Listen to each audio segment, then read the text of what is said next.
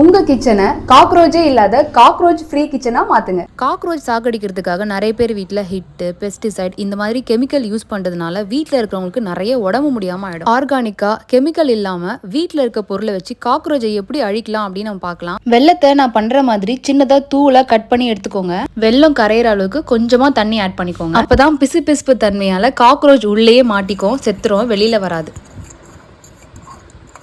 Cockroach அதிகமாக நடமாடுற இடத்துல night டைமில் நீங்கள் இந்த மாதிரி பிளேஸ் பண்ணிடுங்க. எனக்கு வந்து பெட்டு கட்டில் தாங்க நிறைய காக்ரோச் வரும், அதனால நான் இங்கே வைக்கிறேன். இது 2 நாள் கழித்து நான் எடுத்ததுக்கப்புறம் பார்த்தீங்களா காக்ரோச் எல்லாம் செத்துருச்சு. இந்த மாதிரி நீங்கள் தொடர்ந்து பண்ணணும். இந்த ட்ரிக்கை 10 நாளைக்கு ஃபாலோ பண்ணுங்க. காக்ரோச்சே இல்லாத காக்ரோச் ஃப்ரீ கிச்சனா மாத்துங்க.